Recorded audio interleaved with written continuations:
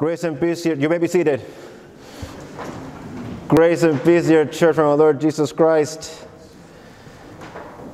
Today we'll continue on the Gospel of John. I started last week, if you remember, with the fourth Gospel. First Gospel is Matthew and John. And the Gospel of John is divided in two parts, usually.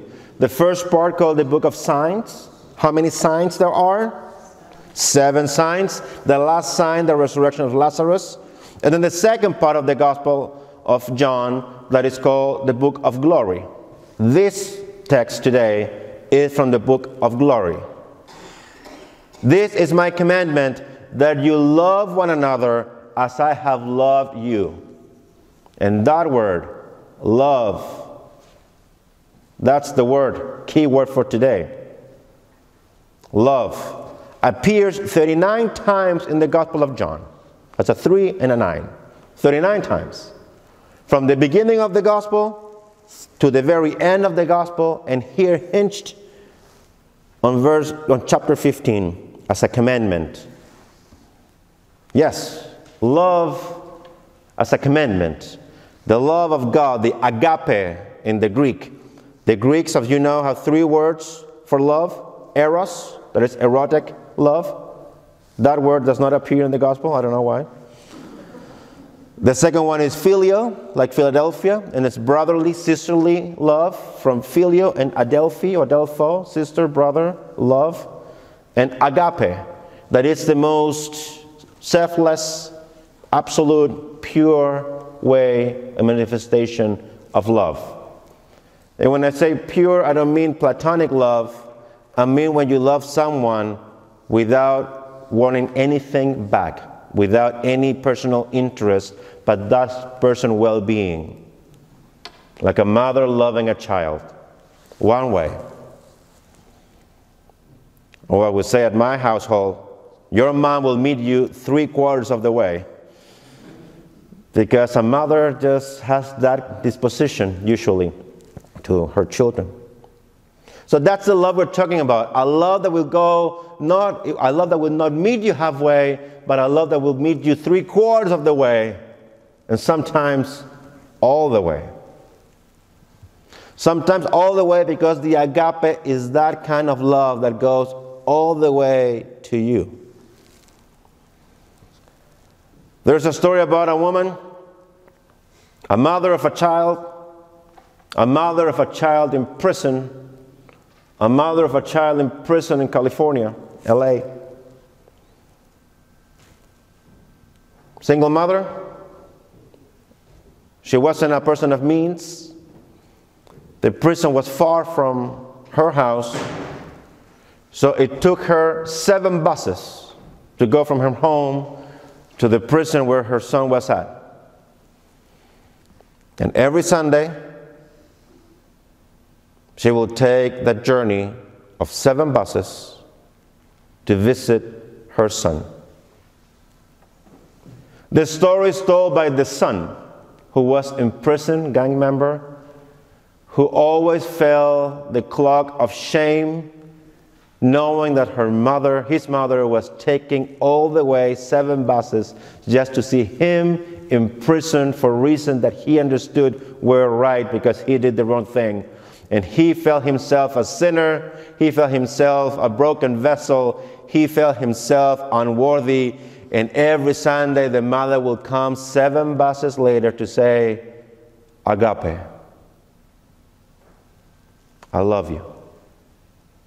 I love you halfway, 3/4 of the way, the full way. What is it? 2 buses, 3 buses, 4 buses, 5 buses, 6 buses, 7 buses. I am here. This is my commandment, that you love one another as I have loved you.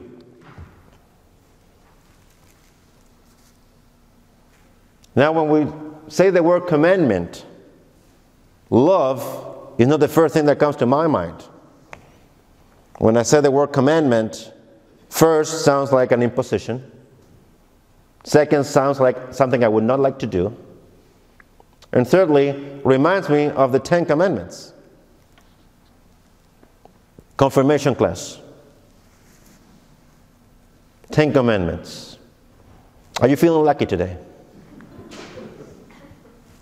I don't know if all of us as a church know the 10 Commandments, but I want to say to the confirmation class, I believe that in this church, Good Shepherd Lutheran Church in Glen, New Jersey, at the very least this morning, there are 10 people who know one commandment. You can use your phone. If you carry your small catechism with you, this is a good moment to pull it out. If you're thinking about joining the Confirmation 2.0 class that happens at church at 9 o'clock, I invite you to join us. We just finished up the first commandment. We're going to be studying the second commandment next Sunday. But let me see. Do I have a witness to the confirmation class that in this church someone knows the 10 Commandments? Do I have a witness for the first commandment? Who knows the first commandment in this church? I am the Lord your God. You shall have no other gods before me. Second commandment.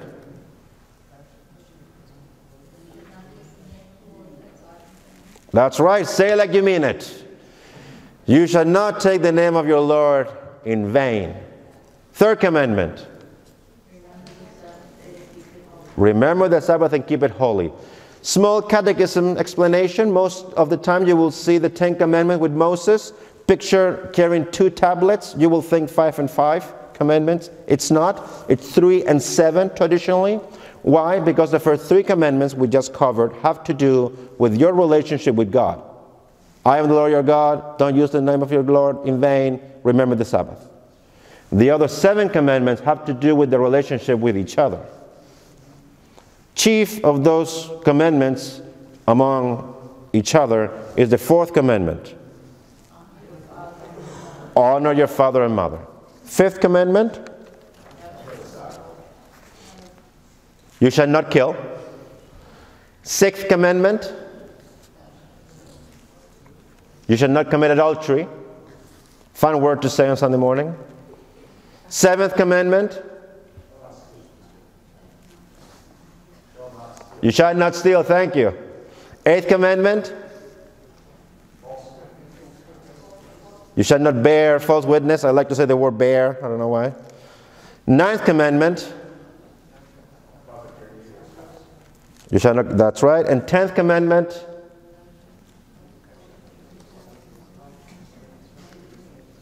That's right. You shall not covet anything. All that stuff, leave it alone. Good.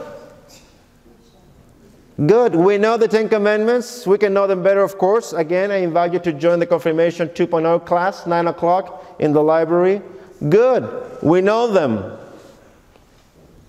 Is that it? Just to know them? How about living them? As you know, I have 2 kids, a 10-year-old and an 8-year-old. My 10-year-old wanted a phone. Last year, the year before, we said, we're going to give you a phone. So last year, I believe, we got her a flip phone. When she looked at the flip phone, there was no gratitude in her eyes. When I got my first flip phone, I wasn't even 45. But what she wanted was a smartphone. So over the course of the this year, we have been talking to her about the perils, the dangers of having a smartphone. All the things that can go wrong. Things that we didn't even thought to imagine. Different apps, chatting, social media, sexting, and other behaviors that were just unheard of when we were growing up. I tried to reason with my daughter, and I said, listen, I didn't have a cell phone when I was a kid, so I wasn't parent on how to deal with a cell phone when I was a kid. Now I'm a father, I need to parent you, and I don't have any frame of reference. I can talk about car view with you, and what time you should come back on a Saturday night, because I went through that. I did not go from having a cell phone to a smartphone. So bear with me. I like to say the word bear. Bear with me. But she's a bright young lady. She looked me straight in the eye, and without hesitation she said, "Dad, I know what's right and what's wrong. I know what's right and what's wrong." I loved it. I didn't want to start pushing to her right there on the spot, but I kept it in my heart because, as you know, the problem is not that we don't know what's wrong. The problem is that we do it anyways. Going down the shore, 65 miles an hour. What do?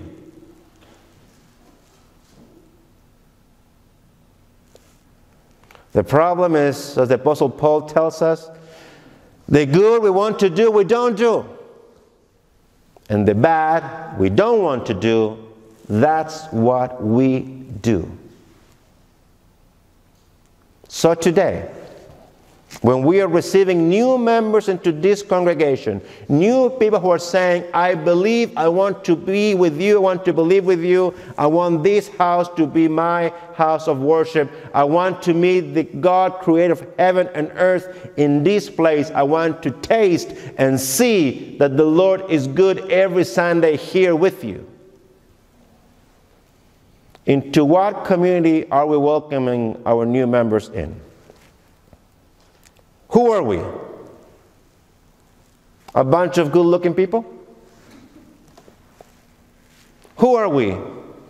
People who have our whole life together? Who are we? Happily married, happily single folks? Who are we? People who have never made a mistake, never chose wrong? Who are we? People who have no shame, have never experienced pain, suffering, never struggle with addiction, never struggle with work, never struggle in our relationships. Everything is just good, good, good, and good. As you can see in coffee hour, when you talk with someone, say, "How are you doing?" "I'm doing fine." "How about you?" "I'm doing even better." "Okay, coffee, let's do it." Of course, that's not who we are. That's not who I am. If you are wearing your glasses, I imagine you can see something different in my appearance. I have not lost weight. That is my message. November, or some people like to call it Movember, it's a month where men like me, and some women, grow a mustache to bring awareness on men's health. So to my fellow men, how's your health? When was the last time you had a physical? When was the last time you went to the doctor? That pain that you're feeling, are you going to do something about it? Or just going to walk it off? November, Men's Health Awareness Month, focuses on prostate cancer, testicular cancer, and suicide prevention. And I know that several folks in this church as a community, has lost men to cancer. Always painful. And also, we have lost men to suicide. Because we forget to remember that men's health and health in general is not only physical health, but spiritual health as well. One of the stories that is shared at the Movember website, and you can check it out when you get home, Movember, movember.org, is the story of this young man, father of two, had a job, had a house, had a mortgage. Everything that he was supposed to do, he did. Check, check, check, check, check. But he suffered of depression. He didn't know at the time, so it was hard to explain why he couldn't get up in the morning, why he didn't have the strength to face the day ahead, and he would rather stay home, crawl in bed. It was hard to deal with his wife, unaware of the depression, bringing stress to the relationship, finding an easy out in a beer or a 6-pack of beers or 2 6-packs of beer. And from there, down. The gospel today is a commandment to love. To love one another as I have loved you. And this is the only thing we can share with you. This faith is the only thing we can share with you as people of God. That God is love.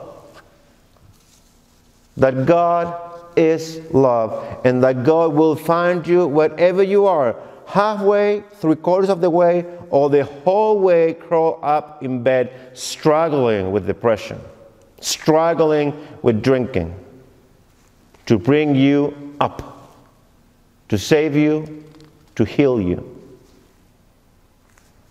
This is the faith we share.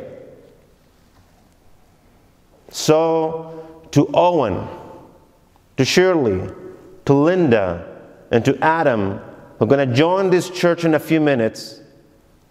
This is who we are. We are sinners. We are broken people. We are also deeply loved. We are chosen people, deeply loved by God. Deeply loved. If you had a rough week, if you had a rough patch, if you're going through terrible, unbearable things right now, if you know someone who is drowning, I want you to bring this gospel to them and to yourself. You are cherished. You are deeply loved. How loved?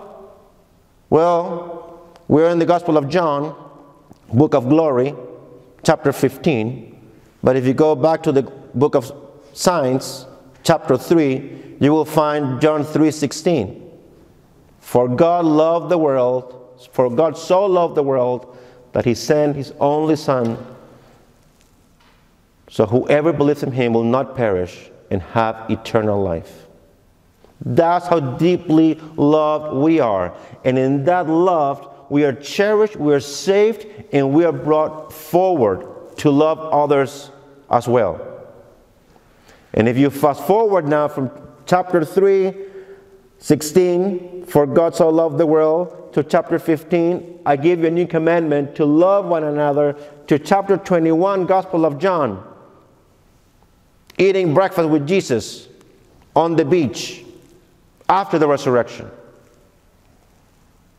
Peter, as you remember, has denied Jesus not 1, not 2, but 3 times. Down and about. He didn't want to get out of bed that morning. He was downcasted, ashamed, singled out. And it's on the beach that Jesus says to him, Peter, do you love me? Yes, Lord, I love you. And what's that the Lord said? Feed my sheep. Second time, Peter, do you love me? Yes, Lord, I love you. Second time the Lord says, feed my sheep. A third time, do you love me? Yes, I love you. Feed my sheep. Owen, Shirley, Linda, and Adam, we are so happy to welcome you as fellow sheep in this congregation. We are so happy to welcome you as the sheep of the Good Shepherd. The Good Shepherd that loves you, who cherishes you, who gave His Son to die for you, who loves you dearly, dearly. And wherever is going on in your life, whatever struggles you're going to face in the future, whatever uphill the battle may look like, whatever dire the circumstances around you, whatever desperate your position might be, we only have one thing to share with you: that God is with us all the time. Amen.